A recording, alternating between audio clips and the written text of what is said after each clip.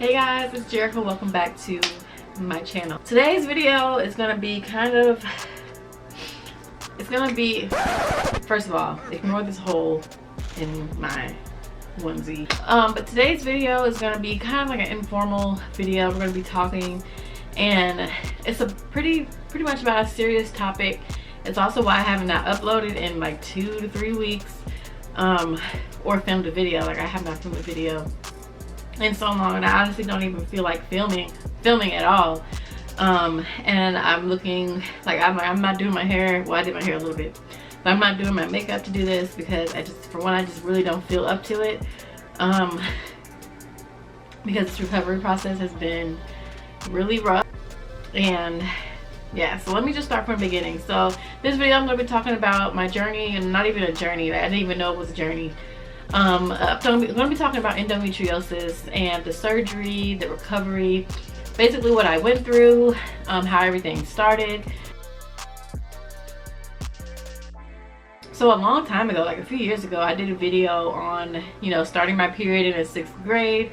To me, I thought that was really young to be starting your period, but it's really not, because that's when they usually start teaching you about that in health class, like 5th, 6th grade.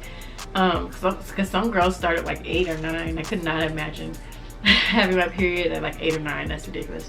But so I started my period in March of 2001, I think it was. I remember it being in March. So so I came on in March. Like when I first started my period, you guys, it was so heavy. And I realized that I had started my period because I was in my 6th grade class. I even remember what I had on. I had on a maroon shirt and maroon corduroy pants. Thank you, Jesus, that I had on maroon colored pants. Because if I had on jeans or anything else, the whole world would have known. But I remember being in class, and I remember feeling like I was peeing on myself. I'm like, what is this liquid that's coming out of me that I'm not controlling? I'm like, I'm not pushing down, I'm not burying, like I'm peeing. So why is there liquid leaking out of me? I was so confused. I remember going to my teacher, and I'm like, I need to go to the bathroom. Like, I just need to go to the bathroom. And sometimes they'd be like, oh well, you need to wait. I'm like, dude, I can't wait. I need to go now. So I went to the bathroom, I pulled down my pants, and I looked at my pants, and I'm like, oh my god, it was just red everywhere. And I'm like, okay, this can't be what I think it is. It was, obviously. But I remember going to the nurse, and she was just like, oh my god, you're a woman now. And I'm just like, so what we gotta do? So basically they gave me pads and stuff. And when I first started my period, it used to be really heavy. I used to bleed for 8 days straight. Heavy bleeding. And I remember no matter what I wore, I bled through my underwear, I would bleed through my pants. At night in bed, I would always sleep on a towel. Like I used to have what we used to call a period towel. It was a specific towel that my mom designated for me to lay on every time it was that time of the month. And every morning it would have blood on it, and I'd have to clean out my underwear with cold water. I'd have to clean the towel every day. Like it was bad. Like I really hated my period. I still hate it, but I really hated it back then. So fast forward to I started high school. I think this is when I started noticing pain, because when I first started, I wasn't in pain. It was just really heavy, and I'm like, dude, when will this ever end? So I remember it starting to become painful maybe around when I was 15 years old, because I remember going to the nurse's office a lot. I remember being in the nurse's office laying down. I remember like feeling this like throbbing pain, and I'm like, people were just telling me like, oh, you're just suffering from cramps, maybe you should just get put on birth control. And at the time I'm like, first of all, I'm only 15, I'm not having sex, I'm not even interested in sex. Like, so why would I want to go on birth control when I'm not even sexually active? Even though I know a lot of women get put on birth control because of painful periods, but there's a difference between being put on birth control because you have really bad cramps and then having pain from endometriosis. Like, I don't want to be on birth control, messing up my hormones and my egg ovulation and all that kind of stuff. Like, even though I don't plan on having any kids, this is me at 15, I don't plan on having kids anytime soon, I still don't want to be on birth control. Plus, I always was afraid to take birth control, so I thought birth control was going to make me fat. So, I remember, being in the nurse's office, always being in pain and having to sit in there, and then I would take some medicine, I would feel a little better. but it would never completely go away, but it made it bearable to where I was at least able to go back to class. So I remember missing class a lot because of that. And there was maybe once that I stayed home from school, but I hated missing school. So there was a lot of times where I just sucked it up and just went, but I was in so much pain. But at the time I was taking this medicine called Pamperin, because there's Pamperin and Midol. That's all I really knew about back then. So I would take that, and like I said, it would help, but nothing really helped. And back then also, when I started my period, I remember that I would throw up a lot and my nose would run, which my nose still runs now to this day. When I'm about to come on my period, for some reason my nose just runs like water. But that was always a sign that I knew that I was about to come on my period, because my nose would start running, and then my back would hurt. Like my lower back would hurt so bad, and then I would throw up. Like once I actually come on, day 1 of my period is the day that is like, don't talk to me. I'm in pain, I'm throwing up. Like day 1 was the worst. So I remember specifically every month on day 1 of my period, I would throw up. Like it got to the point where my parents were dreading me coming on my period, because I would literally just be laying in the bathroom on the floor. And I remember my mom being like, you know, telling my dad and my sister like, I gotta go to the bathroom, you better go now, because she might have to throw up at any moment. And I remember having a little trash can next to my bed. I would have 7-Up, and I'm like, you know, I don't know why I'm throwing up. Like I'm not sick, but I remember after I would throw up, the pain in my stomach will kind of feel better. So it got to a point where I was kind of like looking forward to throwing up in a way, because I'm like, you know, I noticed after I throw up, the pain in my stomach kind of subsides. But it would be bad. Like I would be throwing up, you guys, like a lot. And it got to the point where if I even saw something that looked nasty, I was throwing up. And I'm like, dude, like what does this have to do with your period? And I remember laying in bed one day watching an episode of That's So Raven, and there was an episode where she was on this farm with the cows. It was her and Chelsea, and they were on this farm with cows. I remember seeing that cow and immediately run into the bathroom and throw up. That's just how bad it was. And I'm like, dude, what is wrong with me? But at the time, you know, I'm just thinking that maybe this is just how my periods are, because my sister started her period when she turned 12. She never had any issues. She wasn't cramping, she wasn't throwing up. Like she would just come on her period and live her best life. And I'm like, why am I suffering? Mind you, she's my twin sister, so I'm like, why am I suffering so bad every month? And it's just a breeze for her, even though we're 2 totally different human beings. In my mind, at that age, I'm like, dude, why am I in so much pain? Why am I throwing up? Why is my period, why am I bleeding heavy for 8 days? But at the time, I'm just thinking, you know what? Maybe that's just how it is for me. My mom would tell me about people she knew that had painful periods or had fibroids and stuff, and I'm just like, well, maybe that's what I have. I don't know. So fast forward to my adult life, still the same. But I did notice that like maybe after I became an adult, like 18, 19, 20, I realized that I did stop throwing up. I don't know, just one day, one time I just came on and I didn't throw up anymore. And I haven't thrown up on my period since. Thank you, Jesus. But so yeah, the vomiting just stopped as I got older. My period isn't as heavy. You know, as I got, you know, 18, 19, 20, 21, 22, 23, like my periods got better as far as heaviness.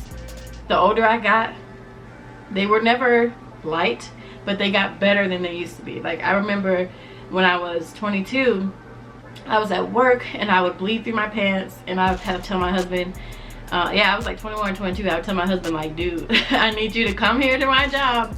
I need you to go in my drawer, get me a new pair of underwear. I need you to get me a new pair of work pants and bring them here. And I remember like he wouldn't even get mad. Like he already knew what the deal was. He knew that I bled heavy. He knew that I'd be in pain every month. He just got out of bed and brought me some clothes, because I mean, it's either that or I'm coming home. And I didn't want to come home because I know I was going to be losing money. So he would bring me underwear. And then that's when one of my friends told me about tampons, and she was like, you know, I think you should try tampons. Maybe you won't be bleeding heavy like you are, or not bleeding heavy, but maybe you won't be leaking all over the place.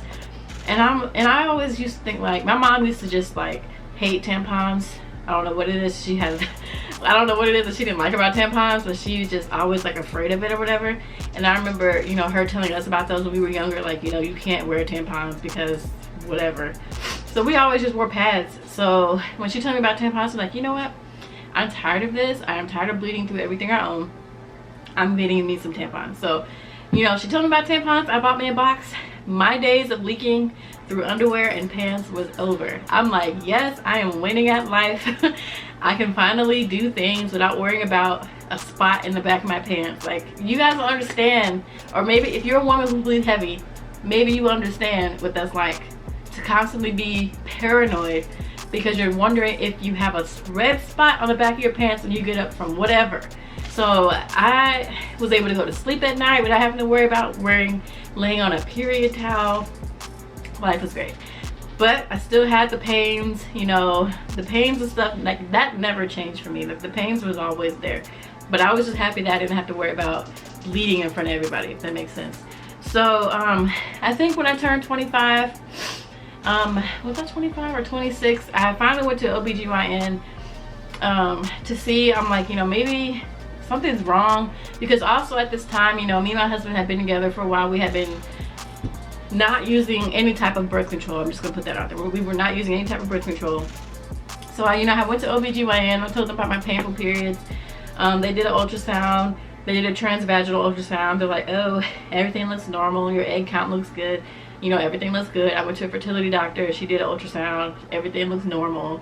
I don't see any reason why you shouldn't be conceiving. So that's 2 different doctors I've gone to. And I'm still in pain, still hurting every month. I'm like, dude, I am tired of this. Like, I'm about to be 30 next year. I'm like, dude, I've been dealing with this for almost 15 years, 14 years to be exact. And I'm like, I can't deal with this anymore. So I remember saying something on Facebook like, man, like, I'm so tired of being in pain every month to the point where I can't do anything.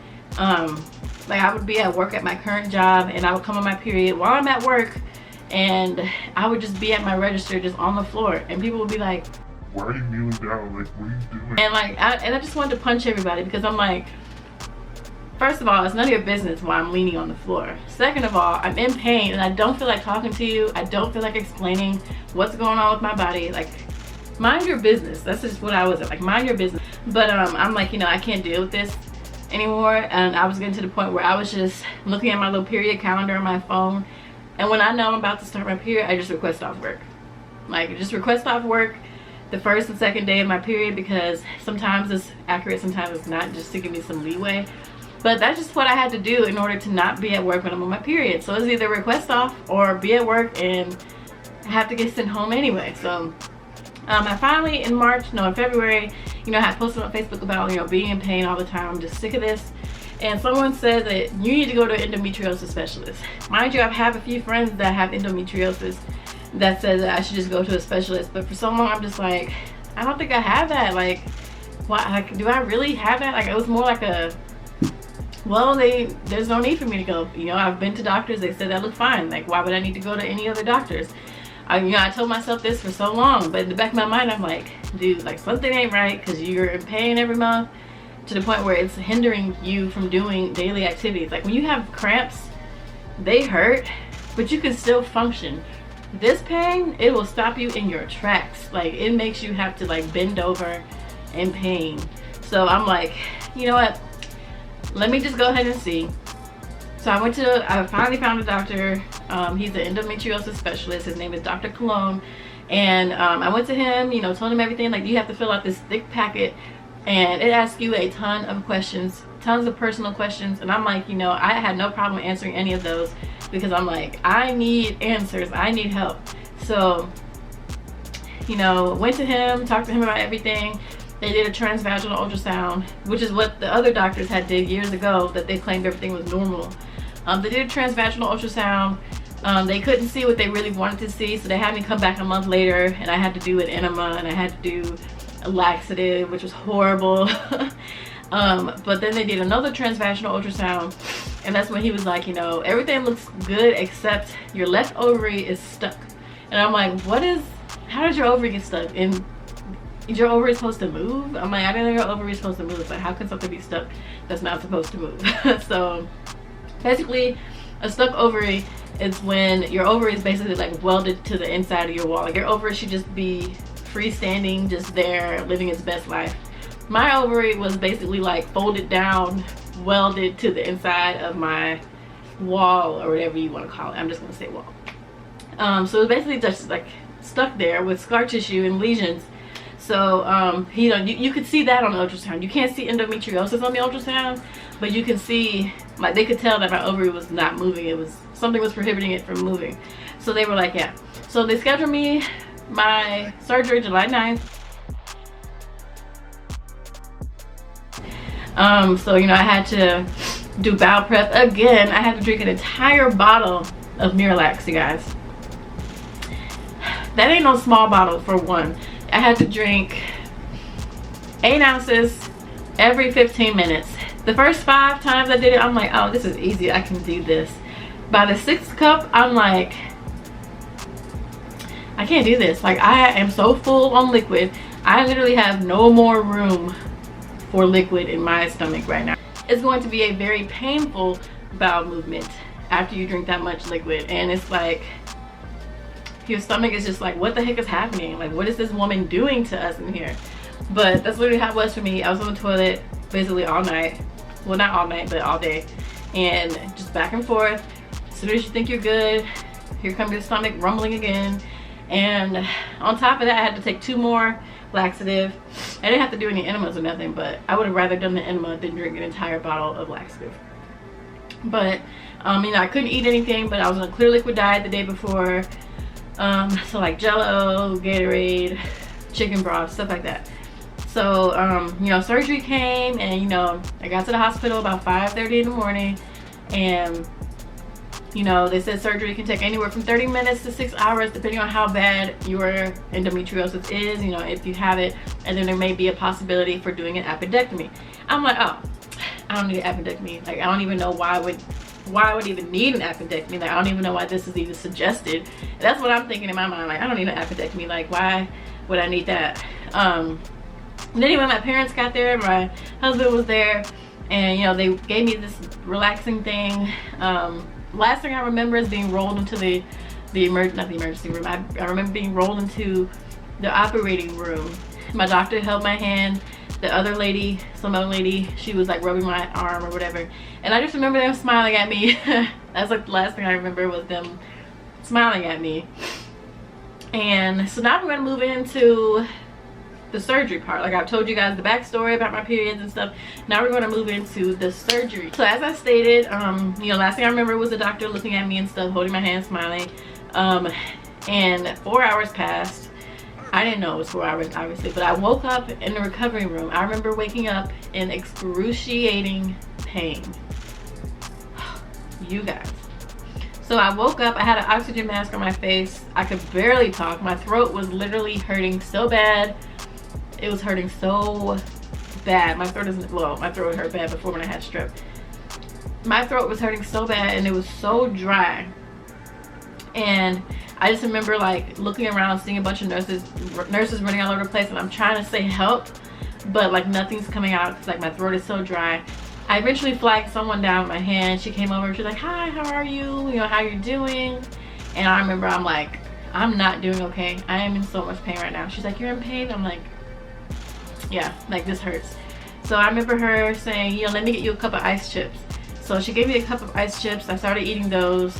You know, that helped a little bit, but my throat was like, I can't even describe the sore throat after having a breathing tube in your mouth for that long. So I remember getting wheeled back into where my parents and stuff were, and everybody was so excited to see me, and I'm just like, I'm hurting. I am in so much pain, because all I remember just waking up in the recovery room, like, because I don't remember going to sleep obviously, but I just remember waking up. I thought I was dreaming, and I woke up. What woke me up was the pain, because I could have probably slept for a little bit longer if I wasn't in pain, but that pain in my stomach woke me up. It woke me up out of that coma, or whatever you want to call it. So my parents were in there. They're like, you know, hey, we need to monitor you for a few hours just to see how you're reacting to the anesthesia. They gave me a granola bar. They're like, what do you want? I'm like, I want a granola bar, chocolate chip granola bar. I ate about 3 of those things. And they're like, well, you must be doing okay. You know, you're not throwing up. I'm like, no, I feel nauseous, but I don't feel like I need to throw up. I just know that I was hungry. So, you know, my family was there, and then she was like, okay, well, we need you to, you know, go pee. You know, they're just trying to make sure you're okay before they let you go.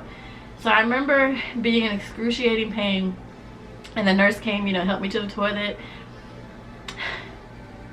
Let me just say, after you have this surgery, you can't do anything for yourself. You can't get up out of bed. You can't get into bed.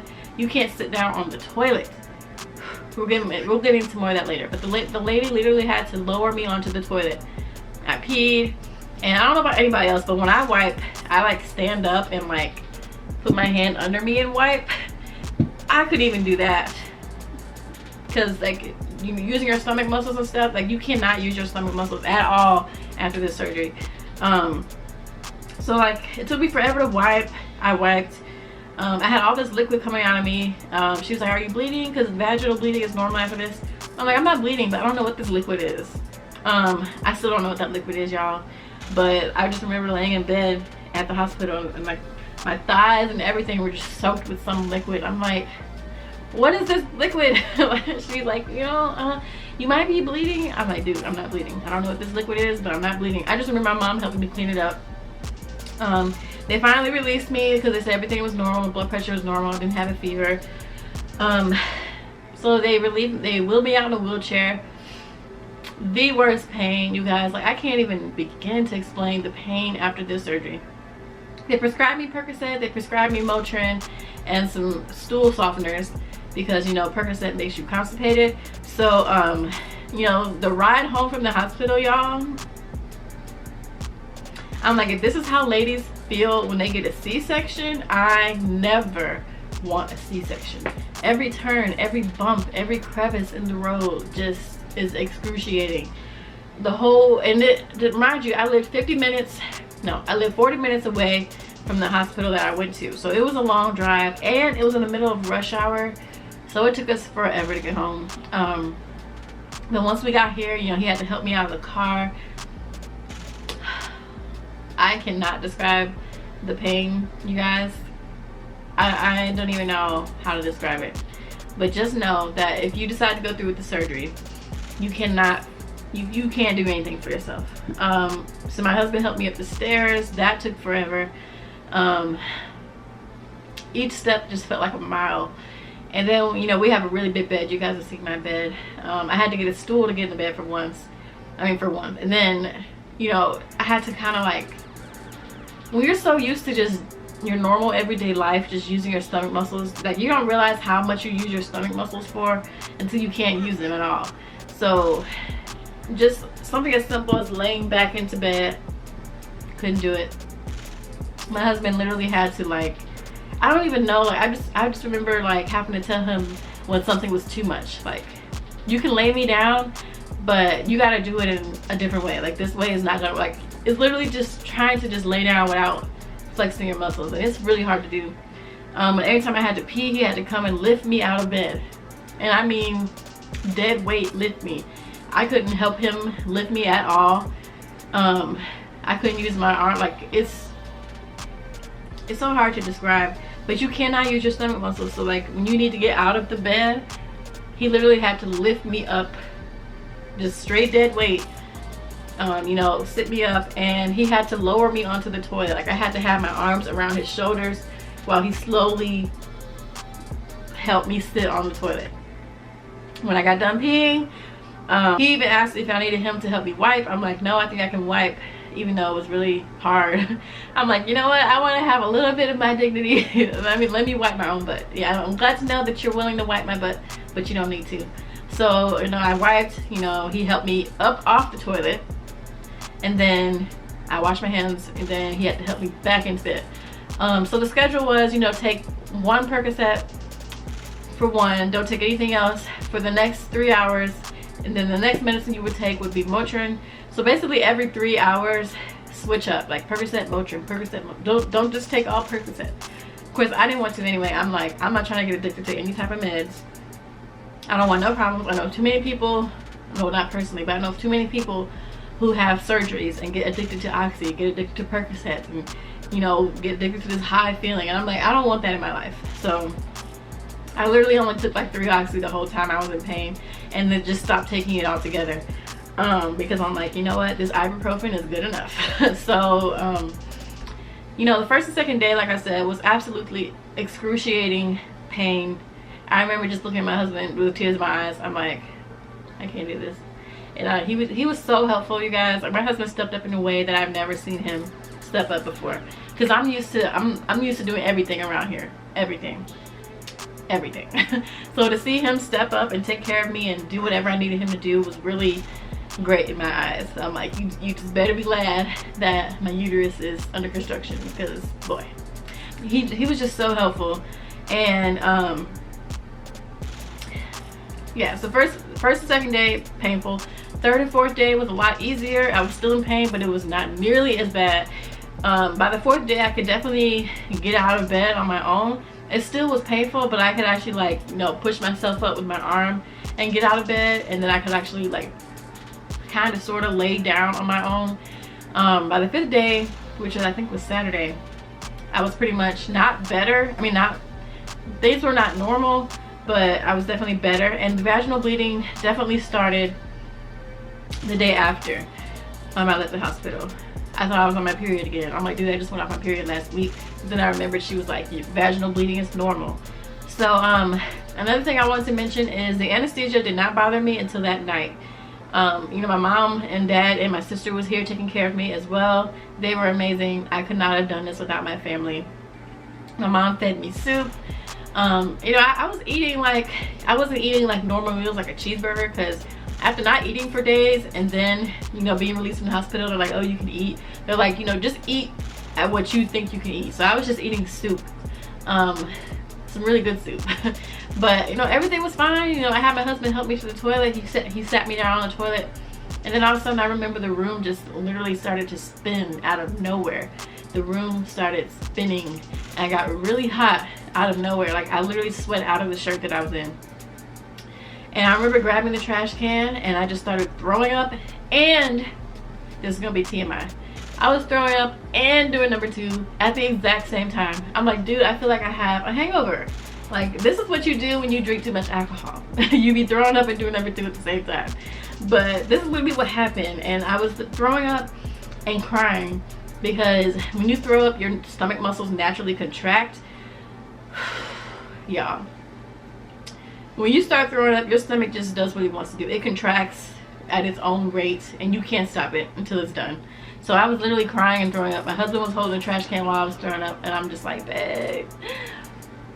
Like, it hurt so bad. I know I'm smiling and stuff, but trust me, this is not a smiling matter at the time. I just remember going to bed after that. I called my parents, like, I just threw up.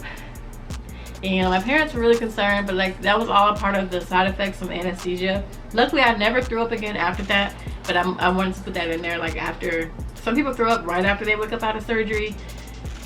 It took a while for it to affect me for some reason. But we are on, let's see, day 12 of recovery. I'm doing this video.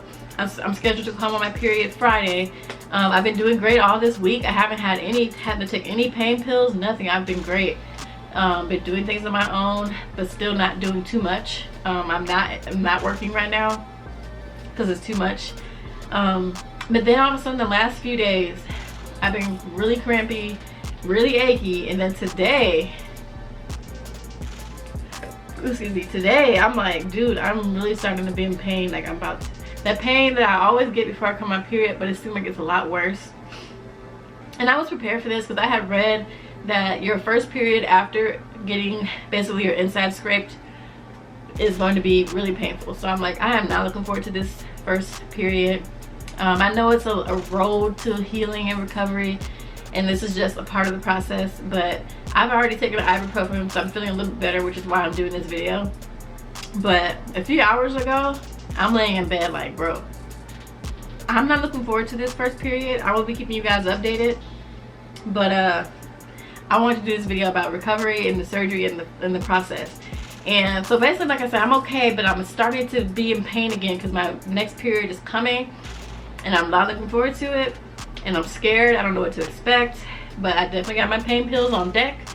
But I also want to do this video to say that, you know, if you've been experiencing any of the things that I have mentioned in this video, there is hope. And if you have gone to your doctor about this and all they said, well, it's just, you know, it's just bad cramps, and oh, we'll just put you on birth control to help with the pain, You know, I remember a doctor telling me that, you know, the first thing they asked me was like, well, are you on birth control? And I'm like, no, I don't want to be on birth control. And it's really sad that doctors think that birth control is the only solution. And it's like, birth control does not cure endometriosis. So if you're a woman that's dealing with these type of pains and you feel like no one's taking you seriously, I highly advise you to go to an endometriosis specialist. Find someone who specializes in this. Find someone who's going to identify with you about the pains that you're feeling. Someone that's not going to just, oh, it's just cramps, let's just put you on birth control. Like, someone who's really going to listen to you. And these people definitely did that. I will have a link, not a link, but I'll have the name of where I went to. But in your local city, I don't know if everywhere has it, but I know where I went, there's people that fly in from all over the world to get surgery done. So I was really thankful that there was somewhere here in my local city that had somewhere for me to go and get this surgery. Like, I'm really grateful for that. But so I highly recommend you find an endometriosis specialist, or if you have an OBG that is bomb, that listens to you, that takes care of you, then you know you can go to them first. But I don't have an OB. I never even talked to my actual doctor about this, because like I said, I haven't been dealing with this for so long. So I'm like, no, I'm going straight to a specialist. I don't need to be going through no different doctors that refer me to this, refer me to this. Like, no, I'm going straight to the specialist because I'm tired of feeling like this and I want answers. So that's what I did, and that's why I'm making this video, so you guys can know the situation. You guys can, you know, feed off of what I'm going through. So I know this video was really long, but I really wanted to share that with you guys. That's why I haven't been uploading. I don't know when I'm going to be able to get back to filming, hopefully soon. But I also wanted to show you guys this thing here. When I got out of surgery, they gave me this thing called an on-cue pain relief system. So I had to walk around with this fanny pack that was dripping 8 milliliters of pain relief every hour. And it's like a catheter. They had this inside of my stomach, like this long, I don't even know if y'all can see it, it's kind of hard to see, but this long brown line was all the way in my stomach. Like, on the 3rd day they said, you know, once the ball gets really empty like it is, they were like, you know, have a loved one, or you can pull it out yourself, pull it out of your stomach and make sure the black tip comes off, because if the black tip doesn't come off, that means it broke off into your stomach. And I'm like freaking out. So I had my husband pull it out for me, which was kind of scary. It didn't hurt, but there was a point where I felt it kind of like tug on my insides, which I'm like, okay, whoa, slow down, babe, I'm feeling some tugging. But it didn't hurt. So that was definitely something new. I didn't know that I was gonna have to do, but they said that it's supposed to help with the numbing of the pain. And I'm like, well, this thing ain't working then, because I'm in a lot of pain, so like something ain't right. So apparently it probably would have been a whole lot worse maybe if I hadn't had that. So I can't say that it didn't work, but all I know is that I was in excruciating pain with this thing. So I'm like, I don't know how effective it was, because I don't know what it felt like to not have it. So I can't say that it worked or it didn't work, but I just know that I was hurting really bad and I just felt like this thing was useless. But I went ahead and did it anyway. But now I have, I'm not even gonna show these on camera because it's really disgusting. But I have 3 incisions now. So I have an incision, a long incision under my belly button, and I have an incision that's going long ways on my belly button, and then I have one like kind of like where your thigh and your hips meet. I have an incision there, which is where my left ovary is, and then I have an incision on the other side where my right ovary is, and then like one in the middle. So I have 3 incisions total. The one on my stomach they had sewed up, I guess, and they had gauze and stuff over it. They were like, don't touch this for 5 days. And then on my other incisions, which were just small little slits, they just put skin glue on it. So I'm still healing. I'm doing better, but like I said, you know, starting like this past 2 days, I've been being back in pain again, and I know it's because I'm still healing, for one, and my insides are shocked.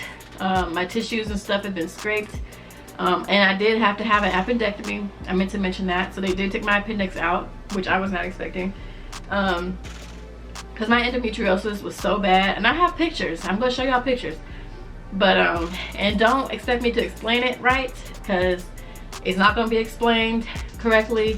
But you know, if you don't want to see any graphic whatever, then you might want to exit this video now. But so my endometriosis was pretty much everywhere. I had a lot of brown lesions and a lot of bad scar tissue. Like I said, my left ovary was stuck, which means it had lesions and stuff all over it. So that was the reason why I was in so much pain every month. And I waited 14 years. And another reason why I wanted to do this video is to tell you, don't wait that long. Like if you're like 20 years old and you're dealing with this, go to the doctor now. Don't wait 14 years like I did, especially if you're trying to have a family. So my battery is dying, so I'm going to switch my batteries before I show you guys these pictures. Okay, so sorry about that. I had to change my battery. But my doctor did a video with my husband. It's like an 11-minute video explaining everything. But I'm going to try to explain some of what I could remember. But basically some of these little brown spots that I'm going to point out is what is signs of endometriosis. So you might not even be able to see it as well. But he circled everywhere that shows that you have signs of endometriosis. All the little brown spots and stuff. I couldn't tell you what half this stuff is. I think that white stuff, that white little egg-shaped thing, that might be a fibroid, I think. I'm not sure. But he gave me a whole bunch of different pictures. Like right here, this picture right here, if you guys can see it, it was just bloody water just sitting in my uterus that wasn't going anywhere. There was just bloody water in there that he said was just sitting there for some reason, that wasn't draining, which is weird. And these are my ovaries. I don't know which ovary is what, but my ovary was basically stuck to the wall of my uterus. This is, I can't really show y'all as much as I want to show y'all. Okay guys, so it is so many hours later and I just realized that I wasn't even wearing my glasses the first half of this video. But if I can remember correctly, basically I was just showing you guys these pictures. It's really disgusting and I don't know what half of this stuff is. Like when he was explaining it, it made sense, but now that I'm looking back at it, I'm like, I don't know what half this stuff means. But everything he basically circled is signs of endometriosis, basically. So hopefully you guys can see what he circled. It looks disgusting. I'm sorry. Like I said, I also got an appendectomy. All these little brown lesions that you guys are seeing, all that brown stuff that he circled, like all that brown stuff, endometriosis. He circled everything that they removed or fixed. Now, this right here is what freaked me out. Like, look at this. Like, it's just all irritated tissue. It just looked painful just looking at it. When I seen that, I was like, ugh. And I'm gonna show y'all my appendix.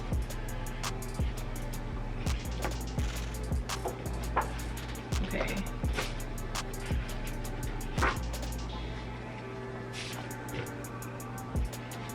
So this is my appendix. So my appendix looks like a candy cane. It's not supposed to look like that. So they went ahead and removed it. But there was a lot of trauma. There is a lot that he removed. Like a lot of burning and clipping. Like they did a lot. So they basically got me together. But I know this video was really long. But I really hope that if you're dealing with painful periods and you feel like you've been being like shoved away, like, oh, it's not a big deal, or oh, you're just exaggerating. You're not exaggerating. It is a big deal. And listen to your body. Like don't let anybody tell you that you're just whatevering when it comes to your body, because you are the only person that lives in your body. You are the only person that knows when something is wrong or knows what you're feeling. And I'm sorry if you feel like you can't talk to anybody, but I made a post on Instagram and I made a post on Facebook, and I've gotten so many inboxes from women who have felt like I felt, or who have tried to get help and no one really is listening to them, and they needed someone to talk to and they'd come and talk to me. That makes me feel so good knowing that people feel like they can talk to me about this, because I've been through it. You know, I've been through 14 years of this pain. I've done the surgery, and now I'm in recovery, on my road to healing. So I will keep you guys updated, because I know I'll do another video about your first period after endometriosis surgery. Like I said, my period's expected to come Friday. I've already been in pain today. So painful that I had to actually take something. Like, I don't take medicine unless I need to. Like, like I said, like I don't want to be dependent on medicine, which is why I wasn't even taking the oxy that they gave me. But I only take medicine like if I'm in pain, like pain. And today, these cramps or whatever it is, I'm like, no, I have to take something. There's no way. So I'm sorry again that this video was long. I really hope that you guys watched it all the way through, and I hope you get help. And again, I will leave the doctor's name and information down below, especially for the people who are in my area. But you don't have to just go to the doctor I went to. You can just find any endometriosis specialist in your specific city or state and just go from there. But yeah, so I hope this video was helpful. I'm sorry it's long, and I hope it helps someone that is dealing with this type of pain. Don't be like me. Don't wait 14 years and keep blowing it off, especially if you're trying to start a family. Don't keep waiting around just hoping for something to get better. If you really feel like in your mind something is wrong, go get checked out. Don't do what I did. Don't blow it off. Don't wait. Don't just be like, oh well, I guess this is normal. I guess this is how it's just gonna be. No, you don't have to live like that, like I did. So I hope you guys found this video helpful. I hope you guys share it with another woman who may be going through, and I hope you guys give it a thumbs up. And I did get a new Instagram, so I will be changing my socials in the description bars from the videos on out. But even if you go to my old page, it'll direct you to my new page. But yeah, I just had to get rid of my old, well, I didn't get rid of it, but I made a new page. So go ahead and follow me on my Instagram, and if you have any questions or concerns, feel free to DM me. I will respond to all questions and concerns.